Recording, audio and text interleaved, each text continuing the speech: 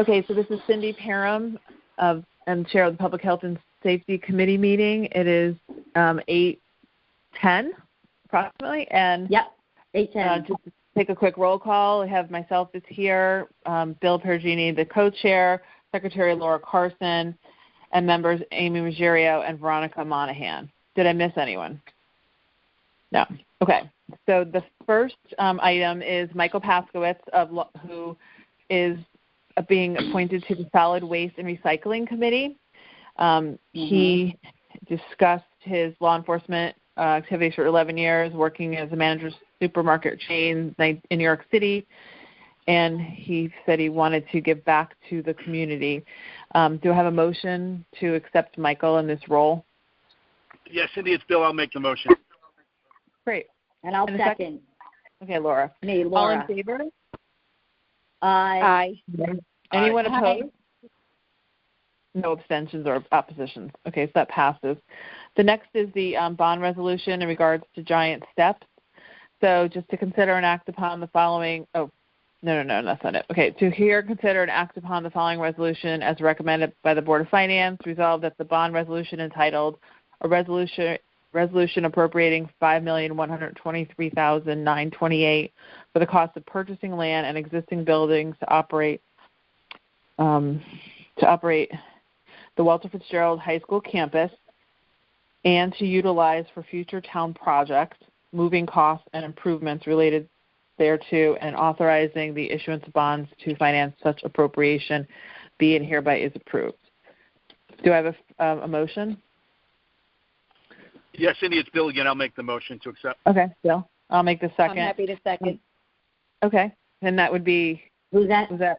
Amy Ruggiero. Amy Ruggiero. Amy. Okay, sorry, couldn't hear. Any discussion on the motion? No. Okay. Yeah, I mean, it's just the beginning of what things are going to happen as a result of the purchase. There'll be other things that come up, but this is just, again, for the purchase. Right. And the purchase itself for the property was, and the tax waiver was the $4.9 million, but when they added the technical improvements and the fit updates, that's what they came up with, that additional amount, so $5,123,000. Okay, so all those in favor of approving that resolution, say aye. Aye. Aye. Anyone opposed? No, and no abstentions? Okay, I just have one more thing to add to the meeting, unless anyone else does. I did email this week Lieutenant Keith Broderick, who is the head of the traffic division at the police department, and I explained to him that myself, and as representing myself and Bill Perugini as co-chair of our committee, that we'd like to meet with him after the holidays, just because I felt like it was too tough to kind of fit it in.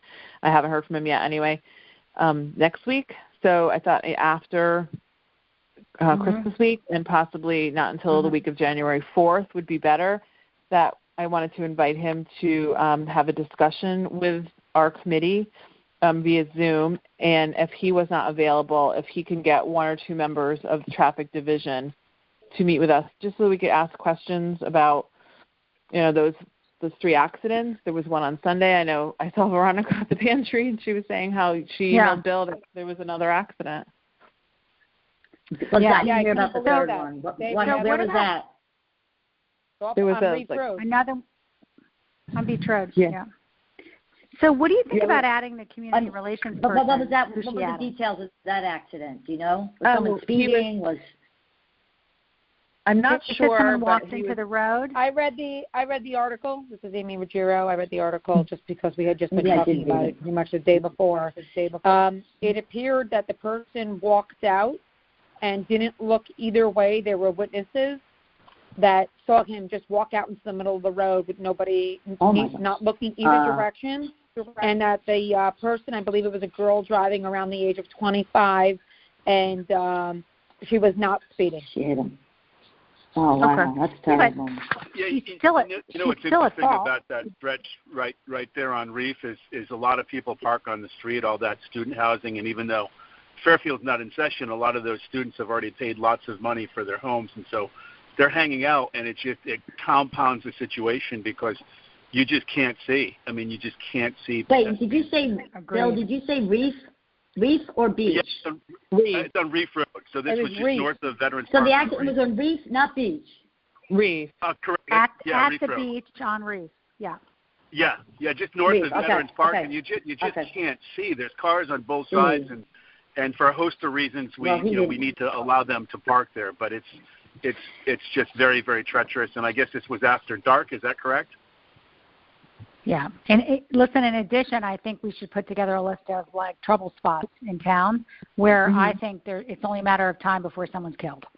And like one of them is the main intersection by the library with the new community theater opening. I mean, that to me is a very, very scary intersection. And I don't know what the plan is. I don't know what the plan is as that community theater opens, as those bars and restaurants and the world starts opening up in a few months. The library, the schools, the traffic, the train, it all converges right there. And I just feel like as a town we should get ahead of it to say, I know it's a state road. I know the state, controls the traffic lights. I was on the board at the library when we did the fundraising. And, it's very, very, very problematic there. But I think it's only gotten worse with, there's a lot of people watching now, right? You can pull up to the light, you look to the right, someone's sitting down, you look to what kind of construction's happening. So I feel as though, when you try to make a right, the person crossing the street has a right of way, the lights change quickly. I also think the one near Oliver's Nursery where the road kind of turns to a T, I think the park in Sturgis, kind of near North Pine Creek where it hits Sturgis Road or Umpqua Road, is very problematic. It's really hard to kind of see there. I don't know. I just feel like there's a couple of areas where, if you're terrified driving a car, you can imagine as the roads start to get a little busier and the town is, much more populated, someone's got to get in front of it. I don't think it's a priority. I do think, Amy again, I just want to add, though, that I really think that there needs to be some education to people that live in this town, because I drive the roads and I'm an avid walker. And just after we had the conversation and this person got hit on Reef Road, I was driving with my kids right off of Reading Road, and I come around a bend, and there's a woman walking with her two kids around the bend with her back facing traffic. I mean, people don't follow the rules. And I was really offended, actually. So how do you... Agreed. It's ignorant. How do you intend to educate them? Yeah, how would you think is the best way?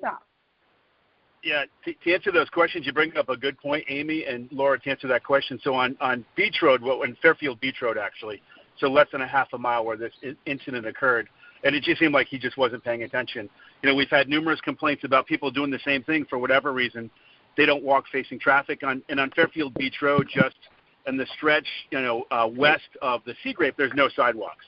But certainly people have reported that even with sidewalks, on the part east of the Sea Grape, people like to talk, and they're not walking facing traffic. So we just put up a big sign, and it seemed to appease lots of people. And we've noticed over the past few days, this just happened last week, that people are heeding it. And so there might be some effort to actually post signs. To me, it's intuitive, but I guess a lot of people are probably not aware. I agree. And when I get on my bike, I mean, this is bad, but I bike facing traffic because I want to see that 3,500-pound mass. 3,500 pounds versus 270 pounds is not a good matchup. And I don't trust the people on the road for those very reasons. So signage for one, and so temporary signs for one, and then two, certainly we could go before the police commission, and if we identify parts of town where it would be worthwhile to present that signage where it's high pedestrian traffic, that might be another possible solution as well. Or even raising awareness on social media and various sites, because there's got to be some communication to say educate yourself and your children to walk facing traffic. You have to see what's coming at you to be able to respond. I think it's a no-brainer. Yeah, indeed, and Lieutenant Granada had launched a campaign about, this started a couple of weeks ago, I guess, so he's been posting things on social media and through the various outlets, but we could make that, we could make it a point to have a steady cadence of that, certainly as we see fit. Now, Bill, what did you put up a sign for with the beach association? Yeah, we did. So we've got this temporary sign up, and so right between like maybe just a short, there's a stretch there again west of the Sea Grape where it's very problematic, and so we posted that sign there. It's electronic, and then certainly we could add permanent signs, but it's my understanding that we need to go before the Board of Police Commissioners to do that. But I think to the points earlier that Amy made, and I think someone else, perhaps a more a steady marketing or a steady campaign of that messaging so people understand the dangers of walking with your back facing traffic. And I just noticed it with the storm on Post Road. I was out last night and there were cars literally racing on Post Road. There were 4 cars. And there were Porsches that were 4-wheel drive. They were not inexpensive cars, and so I don't think they were high school kids, or maybe they were high school kids with, very, very valuable cars. But they were literally racing around Post Road. No way. Get out of here. I kid you not. I mean, yeah, I kid you not. It was a race course. I mean, they kept the same cars time and again. What about the bicycle and Bill? You're you know about the Bicycle and Pedestrian Commission in town? There is right? And terrible. I know they work on ideas on how to make for more safety. Right, for pedestrians. They do a lot of work that way. They've given bicycle riders the use of the sidewalks. So if a bicycle rider is on the sidewalk, they're given all the rights of pedestrians. So if they hit a pedestrian, if they hit a car, if they hit a whatever, we're one of the only towns that, and even the police will say, that's the dumbest rule. Because if someone rides their bike and a car hits them, apparently they voted it in, I want to say like 10 years ago. So I think that's something that should change. My daughter, no sidewalk? Is my that daughter, no sidewalk? Or there's no is that because there's no bike route? Is that why there's is that why they're allowed to be on the sidewalk? Yeah. They're allowed to be on the Veronica, sidewalk. So we should get some clarity on that. Yeah, so so like in New York City, obviously you can't ride your bike on a sidewalk. A bike is a vehicle. No, you can only ride you can only ride in a bike. Right. So are you saying in Fairfield you are allowed to ride bikes on the sidewalk? Is that correct? So the only I know this by default because I think I mentioned this to you that my daughter was driving. She was like 19 years old, 17 or 18 years old, and she went through the intersection on the Post Road, crossed over, and hit a boy on his bike in the bike path, and he had just come off the sidewalk. And the police officer said, it really upsets me because Fairfield just changed this. And what's upsetting to me is that, no other town did this. So we don't agree with it, but they gave the rights to all the pedestrian rights to the bike riders when they did that. So legally, if you hit them, you're at fault, even though the kid was on his phone and had a can of soda in his hand. So Veronica, who passed it? It turned out to be fine. But part of me was like, all right, I'm at this really dangerous intersection, and now you have this law. Yeah. So what is it again, Veronica? That a cyclist has all the rights of a cyclist has so the police officer mentioned it to us because we were afraid we were going to get sued. And so the boy thankfully was fine, and we knew the family, and it wasn't like a disaster like it could have been. But it's terrifying to hear that we gave the town gave the rights, for someone to ride on the. I don't know any more about that. As we speak to, do you know whose auspices when you say they gave the rights? Who would that be? I don't know what group would have signed off on it. I don't know, if it was something that was crazy. From a selectman standpoint, or was it police, or was it I have no idea. But I would like to mention that to him to say, is it true that someone can ride on the sidewalk, and if someone hits them, they're given all the rights, especially in town, because that should be changed. Because did he mean the rights to operate on the sidewalk, or the rights that a pedestrian has? No, they become. No, the bike rider becomes essentially a pedestrian because the bike rider is supposed to adhere to the rules of the road, but once they're on the sidewalk and they're allowed to use the sidewalk, they're a pedestrian. So anything they do and you hit them or there's a problem and it's their fault, you're at fault. It's a problem. Got it. And then, Laura, you mentioned there's a bicycle and pedestrian commission. I've never heard of that, so I'd like to. They're the bike and safety. Like I went to in my District 4 in Stratfield. This resident, Sarah Roy, has started something like Safe Streets, and we went to a meeting. She believes that certain streets should have less. They should lower the speed limit because the difference between 25 and 30 in like residential areas, the difference in damage to somebody that was in an accident is pretty significant. And so they were trying to see if we can get the speed limit down. Also, she asked for sidewalks like in Stratfield, and there was a whole meeting. The police came, Brenda came, and so she's a big advocate for safety on the streets. And she already has this plug-in, and she's dealt with the police. One of the people that's involved, that's in charge of traffic, I guess. If you said his name, I forget. So she's got a lot of information, and she's done a lot of studies, and she's always emailing about the different things. But I mean, we want to try to understand why there's traffic accidents at certain places. But maybe we should ask the police before they meet with us, can they identify troubled spots? And they should report that to us. This has been an ongoing issue with the several neighborhood groups in the entire beach area, south of Old Post. We've been dealing with this for years. And, we've explored, traffic calming measures, speed bumps, speed tables. For a host of reasons, a lot of them don't fit in the beach area. But what we've concluded is people are just oblivious to traffic. So, I've witnessed it again on Reef Road by the police station. I followed a car that not only blew through the stop sign by the VFW lodge there, and then through the red light on Post Road. So what we've concluded is, people just are checked out, and they're just focused on where they need to go. Driving. And they're distracted. Yeah. So I think not only does it apply to the beach area, but in the entire town and the entire state, for that matter. If the whole country, there's tons of distracted driving. The whole country. And then for a time there over the summer, given the national climate with race relations and also the suggestion that we and I don't agree with this, that our police are overly vigilant and it has an adverse impact on Bridgeport and people from Bridgeport with cars that are more dilapidated. So they eased up on traffic stops, and for a host of reasons, I don't think that's a good thing. I think we should be more vigilant for the reasons we've been discussing.